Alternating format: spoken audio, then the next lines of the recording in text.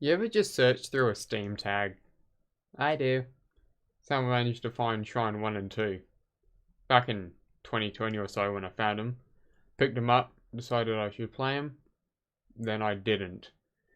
So I thought, fine, I'll play through them now just to see what they're like. And from doing some of this research, going through the developer tag, yeah, it turns out this is the Vomitorium guy. Now, I know nothing about Vomitorium other than the fact it's a Metroidvania. So, one day I might buy the game and play it. Not today. And also, as a little fun side note before I get into this video, when I was writing the script, the amount of times I wrote sigil instead of shrine, I lost count. So I'm just going to hope I don't say sigil while recording, because I really don't want to spend the rest of today redoing scenes because I keep on saying sigil.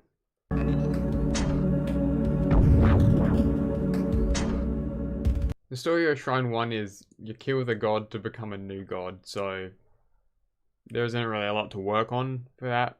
I'm not even sure if I'm right, so I'll mainly just be focusing on the gameplay and levels for the rest of this, alright?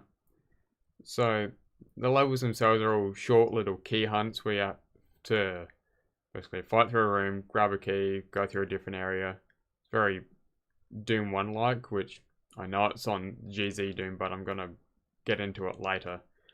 The first weapon you get is this weird bone chainsaw thing, which has a bit of a low DPS and less magnetism than Doom 1's chainsaw, which I think is its base.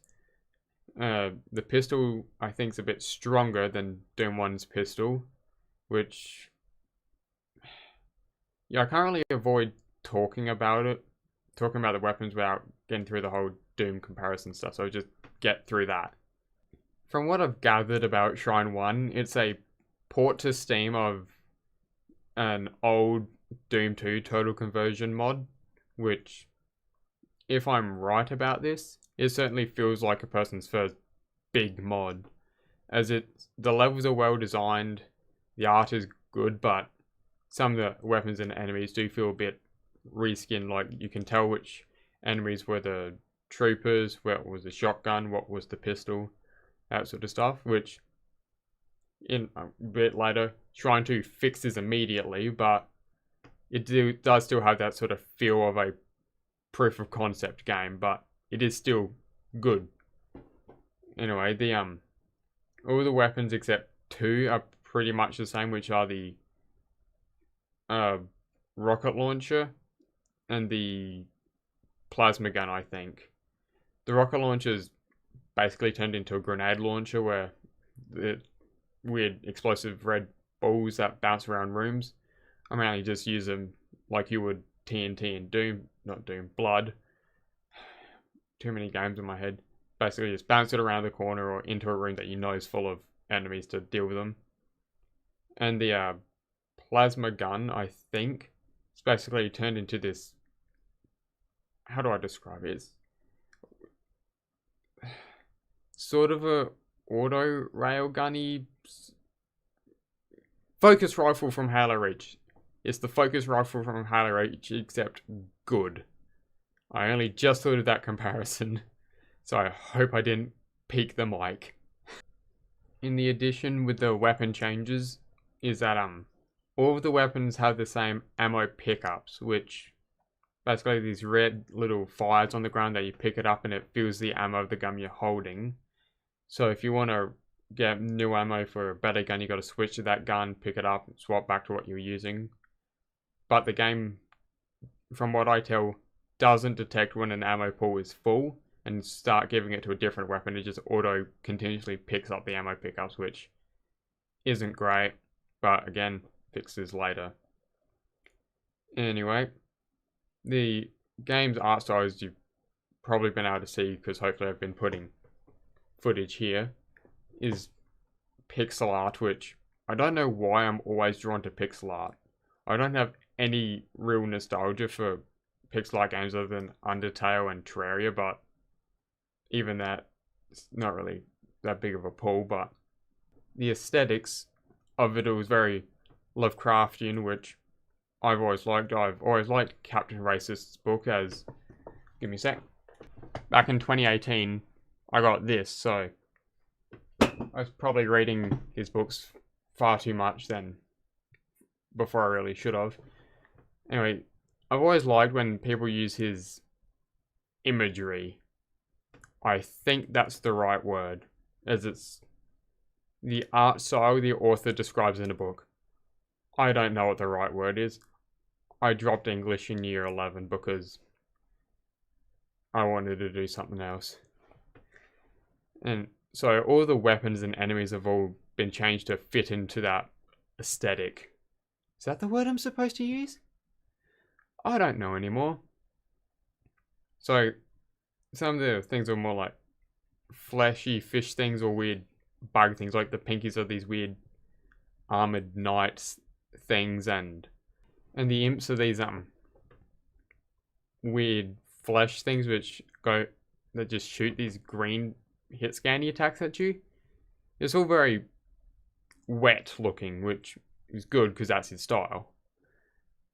Kind of wish more things would use it in a way that didn't just basically turn it into a sanity meter game, where it's basically, I just like the look of his worlds. The only level I'm really gonna talk about is the final one because it's the only one that really stuck in my head. It's against what I think is an Archvile resprite, which I gotta say developer because I forgot to write down the name. How did you manage to make the Archvile worse, and what compelled you to do it?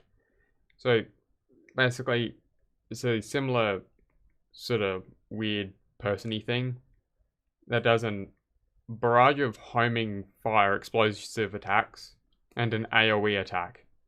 Assuming the footage is showing here, it kicked my ass for a bit, and I played through both of these games on the normal or hurt me plenty skill, so kind of felt a bit cheated out of it, but I don't know, that might just be my terrible computer dying constantly. I think that's everything I wanted to say about Shrine 1, so we're going to start talking about Shrine 2.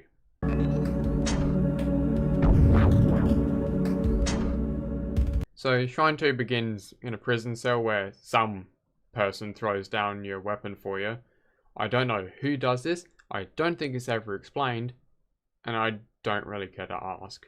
So with it, you use it to slash open the lock, as basically stab the fucking lock, and you escape. So that's already one change. Your chainsaw bones turned into a slashing stabby thing, and basically every major system in the game has been reworked.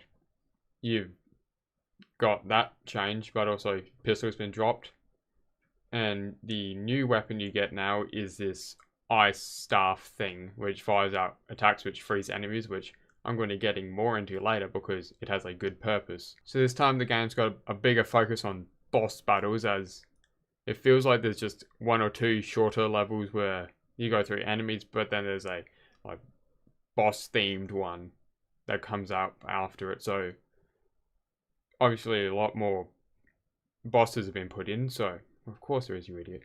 A lot more bosses, so bigger boss fights. And so these are completely new enemies, I'm assuming, because is it Boom that adds in the custom AI capabilities, which GZ probably took? Oh no, answers on screen.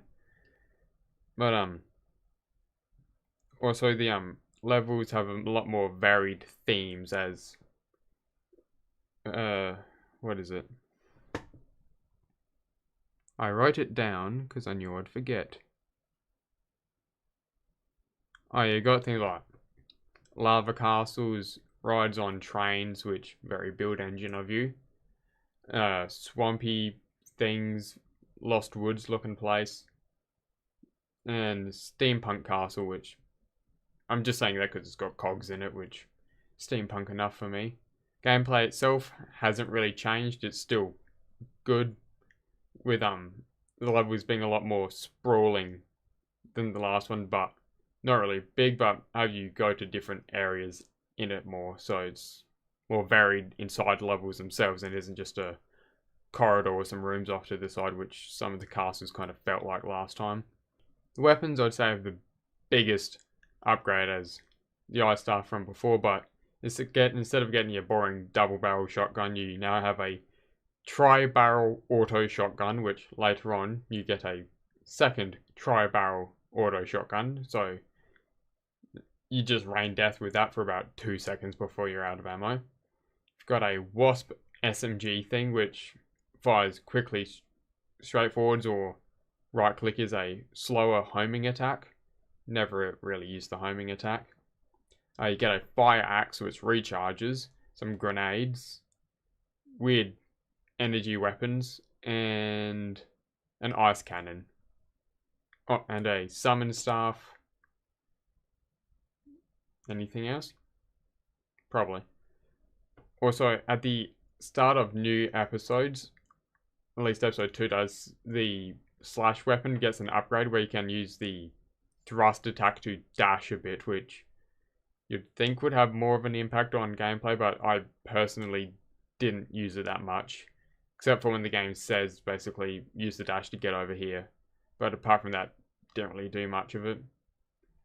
Also, at the end of every episode or at the start, I don't remember, you have this weird pickup item which adds more to your ammo pools, so it's always good. Also, ammo is no longer universal. Each weapon has its own ammo pickup like other games, so you don't have to worry about that anymore.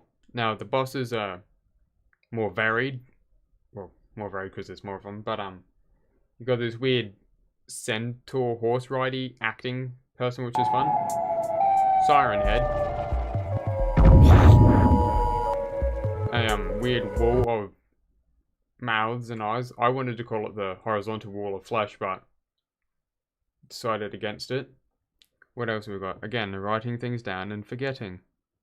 Oh yeah, a fire angel, which I think that's what reminded me of the boom thing. Because, sorry, the CNO video, I think it was, where he basically showed that. Anyway, the two final bosses are a bit different. One of them, there's these 3 mini boss enemies on these pillars, or is it 4? Some enemies on a pillar that I don't know what's supposed to happen. I thought the game said you have to protect them, but that didn't really happen, and the game still let me proceed, so I don't know if I managed to bug it or if I'm just stupid. I'm probably just stupid. Anyway, the final boss is very good and would have been better if I had a better computer, because starts off in a guy in a blank void, which was cool. Do enough damage, teleported to this weird mazy area, which go around shooting, then you teleported into an oceany area. We do enough damage and then turns into a weird bull thing. I would have been talking more about the attacks and that sort of stuff, but my computer started turning into a PowerPoint presentation, even though I dropped the resolution as far as it could go. Just hard locked it at 60 frames a second, but nothing worked, so I just gave up on trying to get it to work and just used God mode to be able to just deal damage to it, because otherwise I wouldn't be able to finish it. I do have a couple of criticisms that I want to mention. Some of the levels, forget which ones, but it's basically platforming over the void or the ocean. I could not figure out what the hell I was supposed to do. So I had to turn on fly, which I didn't know that was a command. I thought no clip would work, but no. And just had to fly to where the level picks up on solid ground or the end for one of them, so I don't know if I'm just being stupid again or if I somehow screwed up. So, and then like one suggestion, because I doubt you're going to watch this, but one idea, something that just popped into my head is like a vague glow on the platforms or something where it's supposed to go. I don't know if the GZ can do that, but it can do a lot of things. So those are just my main criticisms, where I had to just completely cheat my way through those levels because I had no clue what I was supposed to do. Anyway, I should probably conclude this video. So Shrine 1 felt like a sort of proof of concept game, and Shrine 2 felt like an actual game, so if you do want to play any of them, probably just play Shrine 2, which also apparently from the Steam community I was reading, there's a secret you can do after playing through on a high difficulty where you can use the Shrine 1 weapons, so I'm going to do that. Also, while trying to figure out the origin of Shrine 1, I found out that Shrine 3 is in development, so when that comes out, I'll probably make a video on it then. And by then, my production quality will probably be better. I forgot to talk about the power-ups, didn't I?